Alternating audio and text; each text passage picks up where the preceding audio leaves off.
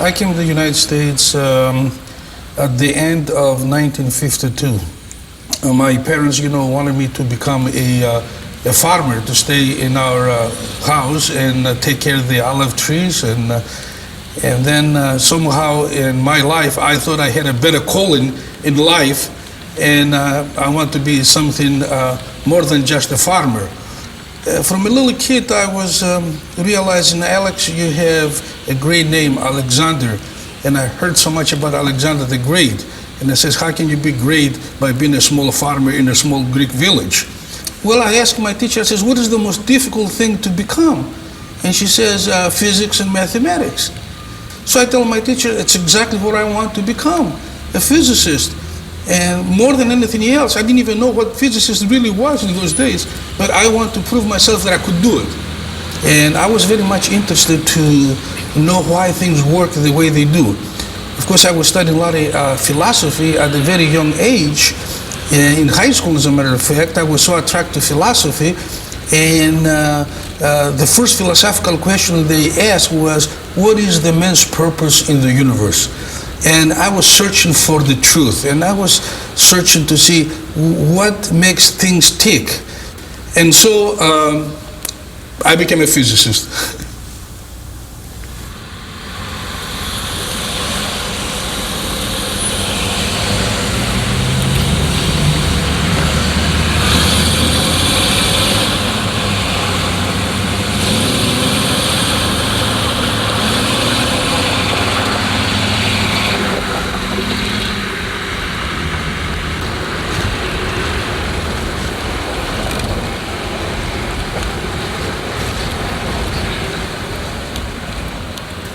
After I worked as a scientist for many years, and also at Argonne National Laboratory outside Chicago, and I accomplished what I want to accomplish, then I decided it was time to change directions.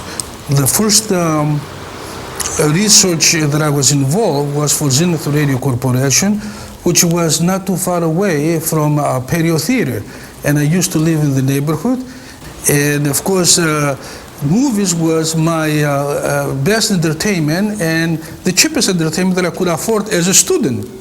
So I used to come quite often to the Perio Theater, and I was very much attracted. Never I realized that someday I'm going to own it.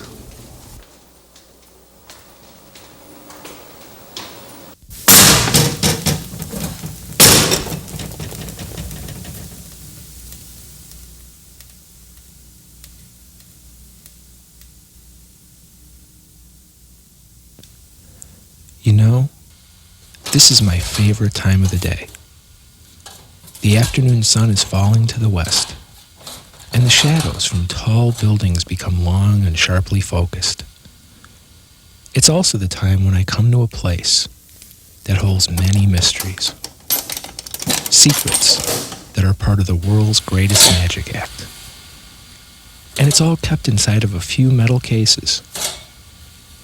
Inside these cases, so many things become one for a special purpose. Kind of like a marriage. Thoughts clash and merge. Joys, hopes, and fears are realized. Science and nature make it all possible. But for now, it slumbers, waiting for the arc to strike and the shutter blade to turn. And when it comes to life once again, it'll show us what it saw while it was dreaming. Every night, it's my job to make this happen. And my goal every night is a simple one. I have to be invisible. The moment the audience knows I'm there, I've failed. So you see, it's a lot of fun. When some people go to work, they're doctors and bankers, shipping clerks, and a million other fine things. When I get here in this place, I get to be Claude Rains. I mix a potion, throw the switches, and presto,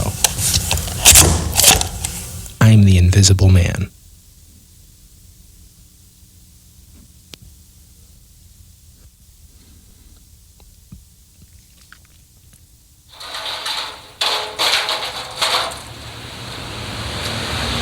I don't know if I told you before, but I was teaching. Then I started teaching at one of these junior colleges in Chicago. And I had a friend of mine across the street from the Patio Theater. And I was looking at the building, and beautiful building, as you realize, outside, all this beautiful, ornate terracotta and all that. And the building was getting more and more run down. Finally, I said, what happened to this building? And I decided to find out why the building's going down. And then I says, it would be a shame, I says, to see this beautiful building to be demolished. You know what? It reminds me like a village girl in Greece that don't have the clothes but has the beautiful eyes, the beautiful features. And you say, if I can take this girl and dress him up, she will be the most beautiful woman in the world. And I could see beauty in the Patio Theater. Beauty that a lot of people saw that there was a point of no return, that this cannot be done, that you cannot fix it in the condition it was. In the older days, going to the theater was an experience, I believe. And the more opulent the theaters, the atmosphere used to contribute so much to the enjoyment of going to see a movie. I mean, the environment, aside of the movie itself, the environment makes a contribution to the total enjoyment of the evening.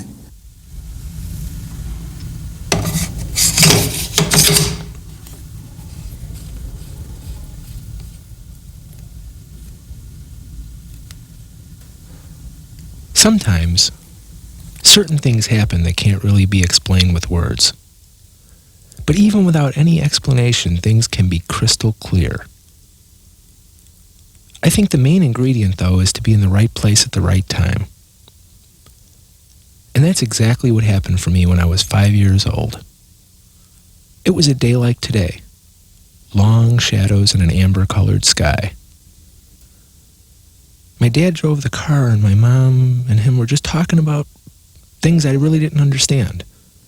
But I could see clearly through the car window as we rounded the corner. I saw something strange and glowing.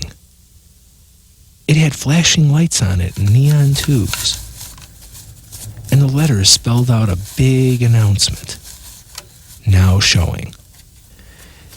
Before I knew it, though, we were inside this strange place, which was bigger than anything I had ever seen, and I was still only in the lobby.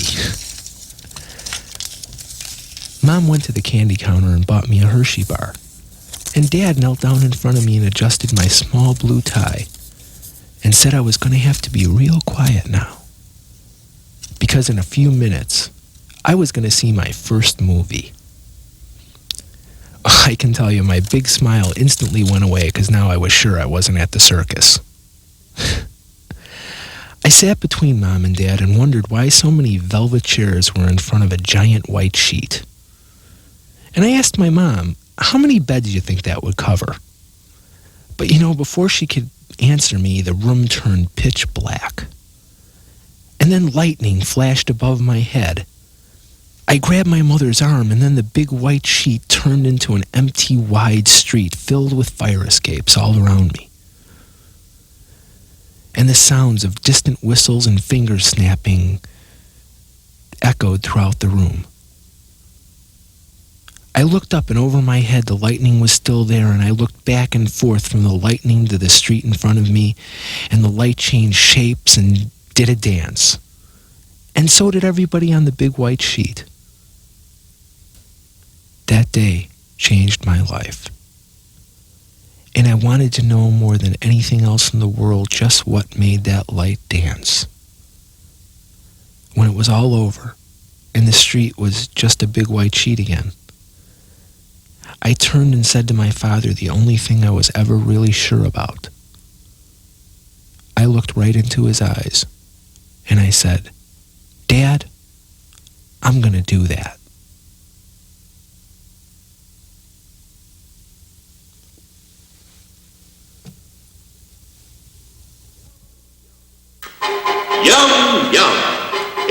time for a tasty and refreshing snack.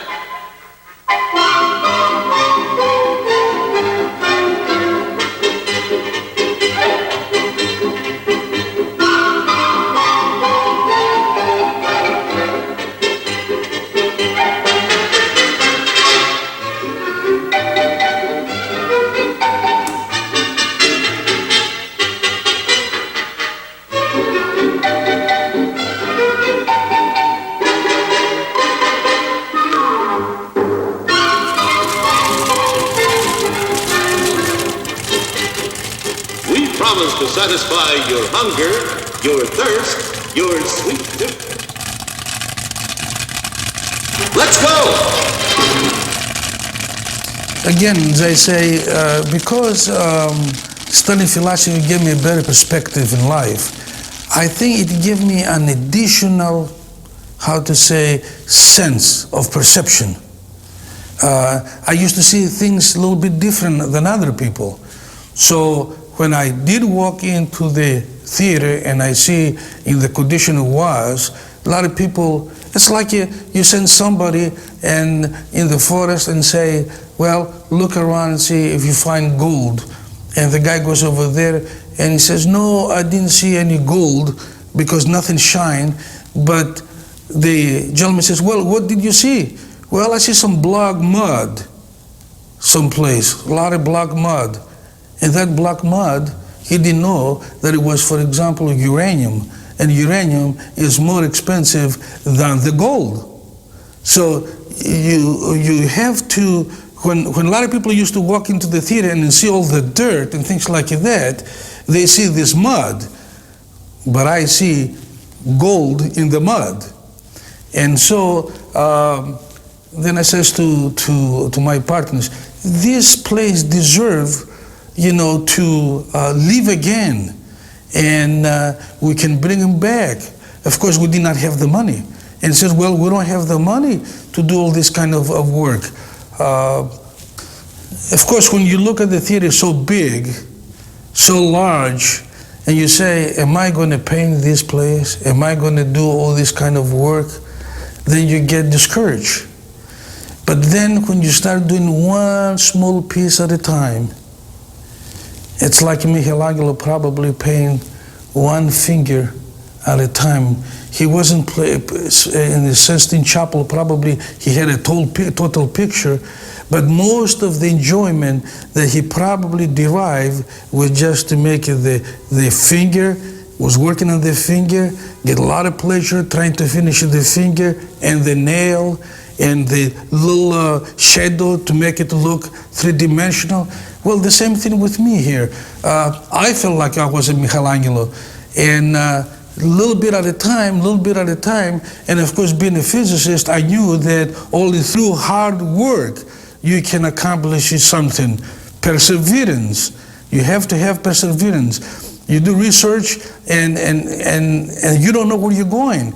And you keep going and doing the data and working on it. Now, a lot of my friends who were in the art, a little bit artistically inclined, they told me, Alex, you have to consult an interior decorator. He says, what do you know about theaters to decorate?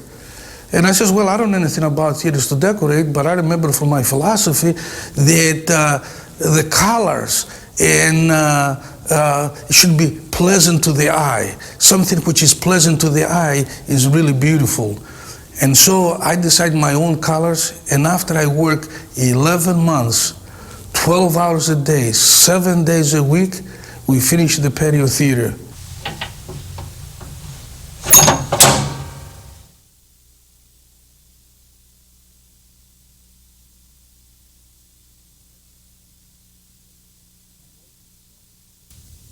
My life in film and with the movies has led me to meet many special people, all very different from one another, but still part of the same family. You know, that may sound strange, but to me, anyone who loves the movies is part of one big family, and anyone can join.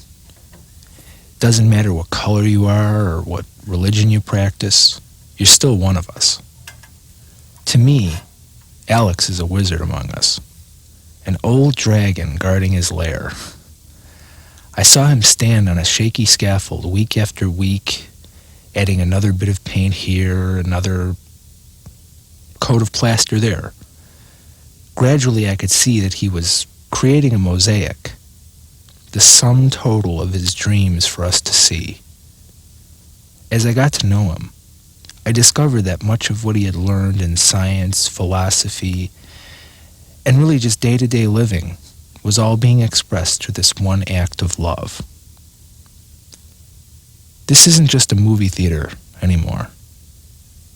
For me, it's become something of a shrine, or as Poe wrote, a dream within a dream. Alex dreamed this place should live, and it stands today great as it once was, and greater still because of the vision that keeps it alive. A movie is a vision, a possibility of life, reflected and experienced like a long dream. Soon, the doors will open, and the flashing marquee will herald into another night sky a familiar message, one we've all seen, and it's so simple that it's easy to take for granted. But every night when I look at the flashing light and I see the words, "Now showing," I know that's thanks to the wizard who makes that light shine.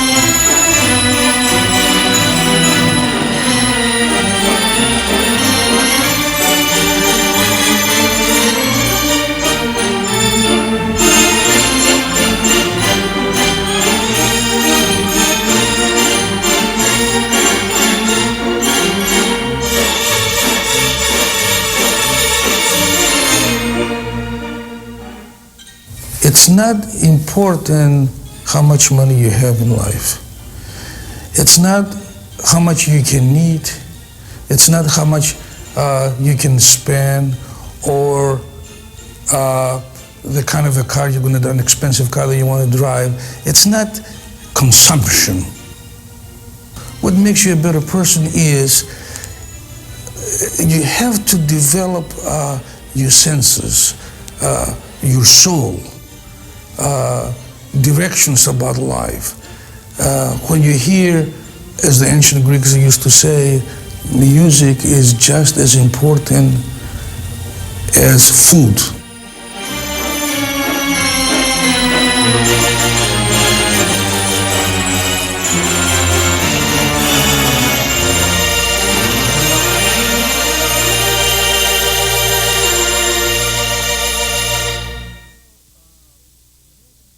You know, buildings like the Patio Theater, for example, cannot be duplicated again.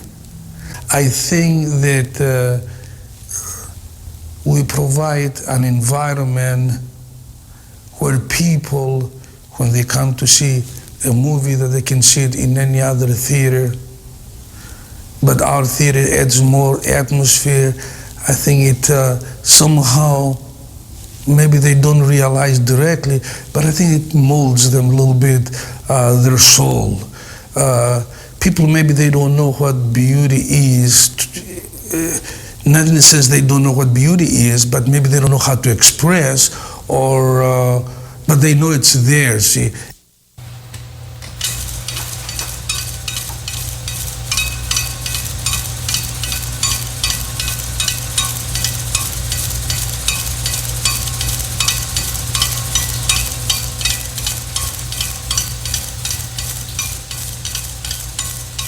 Everything's ready now, and soon it'll be showtime. But I still have a moment to to look out from this high perch, and the proud walls of the theater look back at me. In their eyes, I see the experiences of so many lives that flash before them. I could see them dance with Astaire and Rogers in perfect swing time, and fly over the rainbow with Dorothy. They walked the desolate streets of London after midnight with Cheney, and on dangerous ground with Ida Lupino and Robert Ryan. Dwight Fry threw the switches, and they heard Colin Clive scream up to the heavens that he knew what it felt like to be God. And you know, they knew before the last reel unspooled that it was beauty who killed the beast. These walls stand today and have seen so many things that they are a monument to the believer of dreams yet unseen. That's why they must remain standing, to remind us all once again what it means to be giant and to believe in the strength to dream. When movies were born over a century ago now, these machines of metal, glass, carbon, and oil were called magic lanterns. Their flames were forged by the weathered hands of master craftsmen. With patient care, we projectionists have tended the flame, tempering the firebolt between precisely matched opposing forces. Then as now, the only true spark to ignite these lanterns has been love. See, these rods of carbon perform a dance of two lovers, similar yet different, in some ways opposite. As these opposites attract, they strike a powerful fire, which must be nurtured, or it will perish, like a love affair. Anyone involved with the movies, from creator to exhibitor, remembers that first spark, that burning which has nothing to do with profit, but has everything to do with the purest human emotion. You know, we've all felt it. You never forget your first love.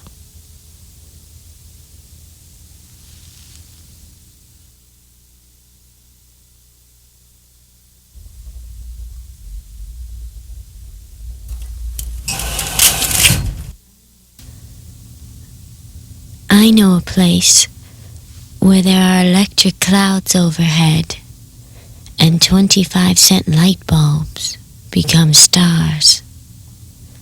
With eyes I see, so it must be true. A dancer of light, a silver shadow who is the keeper of illusions, yours and mine. He dwells in a grand mosaic just west of Austin Boulevard. As I enter, I realize I'm in the company of the wizard. He shows me pictures through a glass, 24 times a second.